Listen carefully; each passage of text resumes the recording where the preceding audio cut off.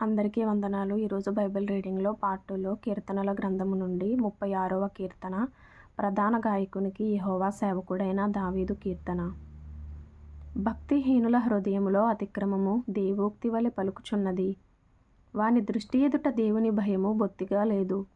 వాని దోషము బయలుపడి అసహ్యముగా కనబడు వరకు అది వాని దృష్టి ఎదుట వాని ముఖస్తుతి చేయుచున్నది. వాని నోటి మాటలు పాపమునకును కపటమునకును ఆస్పదములు. బుద్ధి కలిగి ప్రవర్తింపను మేలు చేయను వాడు మానివేసియున్నాడు. వాడు మంచము మీదనే పాపయోచనను యోచించును. వాడు కాని నడతలు నడుచువాడు.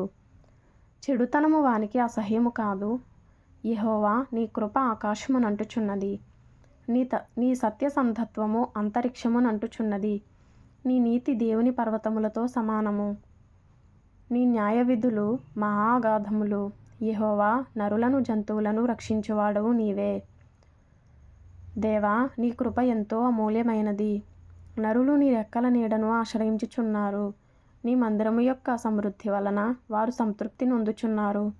నీ ఆనంద ప్రవాహములోనిది నీవు వారికి త్రాగించుచున్నావు. నీ యొద్ద జీవపు ఊట కలదు. నీ వెలుగును పొందియే మేము వెలుగు చూచుచున్నాము.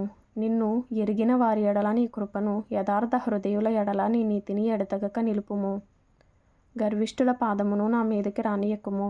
భక్తిహీనుల చేతిని నన్ను పారదోలనీయకుము. అదిగో పాపము చేయువారు అక్కడ పడియున్నారు.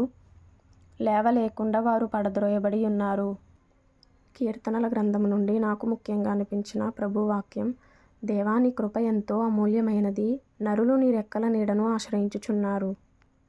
తరువాత మార్కు సువార్త 8వ అధ్యాయం నుండి, ఆ దినములలో మరియొకసారి బహుజనులు కూడి రాగా వారికి తిననేమియూ లేనందున యేసు తన శిష్యులను తన యొద్దకు పిలిచి, జనులు నేటికి 3 దినముల నుండి నా యొద్దనున్నారు. వారికి తిననేమియూ లేనందున నేను వారి మీద కనికరపడుచున్నాను. నేను వారిని ఉపవాసముతో తమ ఇండ్లకు పంపివేసిన ఎడల మార్గములో మూర్ఛపోవుదురు. వారిలో కొందరు దూరము నుండి వచ్చియున్నారని వారితో చెప్పెను.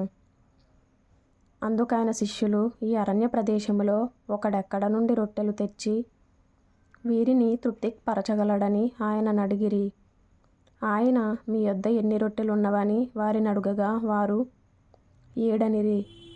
అప్పుడాయన నేల మీద కూర్చుండుడని జనులకు ఆజ్ఞాపించి ఆ 7 రొట్టెలు పట్టుకొని కృతజ్ఞతాస్తుతులు చెల్లించి విరిచి వడ్డించుటకై తన శిష్యులకిచ్చెను. వారు జనసమూహమునకు వడ్డించిరి. కొన్ని చిన్న చేపలు కూడా వారి యొద్దనుండగా ఆయన ఆశీర్వదించి వాటిని కూడా వడ్డించుడని చెప్పెను. వారు భోజనము చేసి తృప్తి పొందిన మీదట మిగిలిన ముక్కలు 7 గంపల నిండా ఎత్తిరి.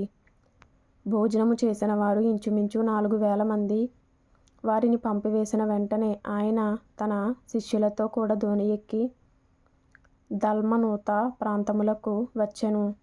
అంతటా పరిసయ్యులు వచ్చి ఆయనను శోధించుచు ఆకాశము నుండి ఒక సూచకక్రియను చూపుమని ఆయననడిగి ఆయనతో తర్కింపసాగిరి. ఆయన ఆత్మయందు పెద్ద నిట్టూర్పు విడిచి, ఈ తరము వారు ఎందుకు సూచకక్రియను అడుగుచున్నారు? ఈ తరమునకు ఏ సూచకక్రియయు అనుగ్రహింపబడదని నిశ్చయముగా మీతో చెప్పుచున్నానని చెప్పి వారిని విడిచి మరల దోణి ఎక్కి అద్దరికి పోయెను. వారు తినుటకు రొట్టెలు తెచ్చుటకు మరచిరి.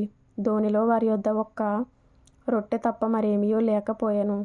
ఆయన చూచుకొనుడి, పరిసయ్యుల పులిసిన పిండిని గూర్చియు హేరోదు పులిసిన పిండిని గూర్చియు జాగ్రత్తపడుడని వారిని హెచ్చరింపగా వారు తమ యొద్ద రొట్టెలు లేవే అని తమలో తాము ఆలోచించుకొనిరి. యేసు అది ఎరిగి, మన యొద్ద రొట్టెలు లేవే అని మీరెందుకు ఆలోచించుకొనుచున్నారు?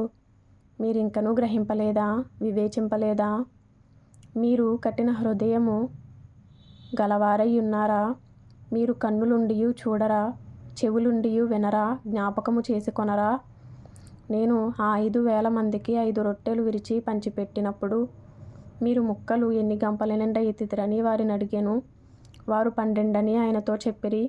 ఆ 4,000 మందికి 7 రొట్టెలు నేను విరిచి పంచిపెట్టినప్పుడు ముక్కలు ఎన్ని గంపల నిండా ఎత్తితిరని ఆయన అడుగగా వారు 7 అనిరి.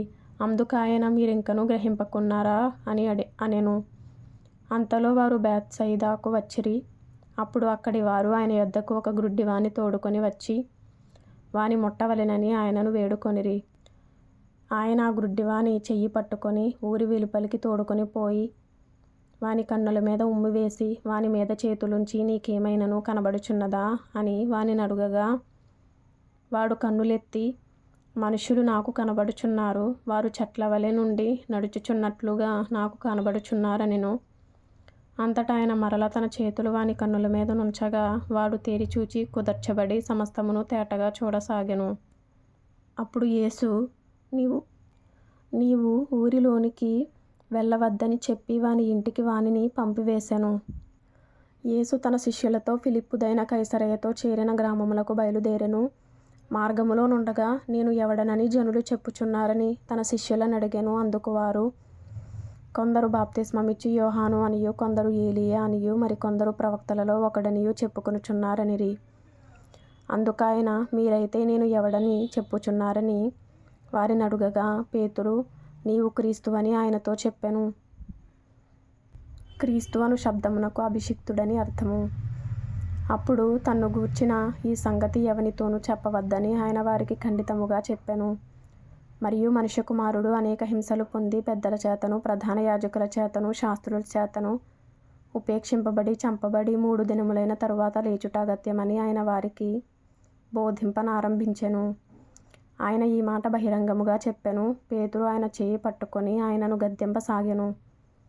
అందుకాయన తన శిష్యుల వైపు తిరిగి వారిని చూచి, సాతానా, నా వెనుకకు పొమ్ము, నీవు మనుషుల సంగతులను మనస్కరించుచున్నావు గాని దేవుని సంగతులను మనస్కరింపకున్నావని పేతురును గద్దించెను. అంతటా ఆయన తన శిష్యులను జనసమూహమును తన యొద్దకు పిలిచి, నన్ను వెంబడింపగోరువాడు తన్ను తాను ఉపేక్షించుకొని తన సిలువ ఎత్తుకొని నన్ను వెంబడింపవలెను.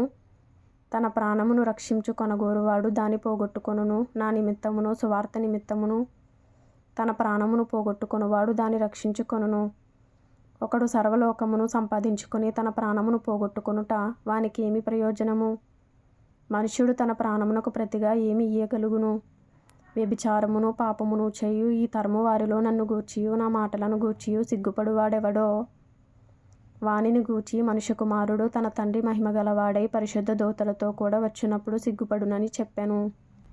మార్కు సువార్త నుండి ఇంపార్టెంట్ అయిన మాటలు. నన్ను వెంబడింపగోరువాడు తన్ను తాను ఉపేక్షించుకొని తన సిలువ ఎత్తుకొని నన్ను వెంబడింపవలెను.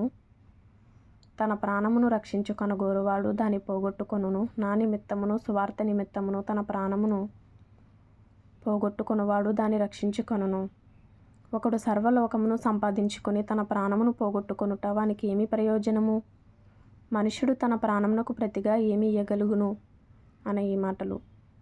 ఆత్మీయంగా బలపడాలి అనుకునేవారు ఫాలో చేయండి. ప్రతిరోజు ప్రార్థన చేసుకోండి, వాక్యం చదువుకోండి, దేవునికి దగ్గరగా జీవించండి. ప్రభు మీకు తోడై ఉండునుగాక.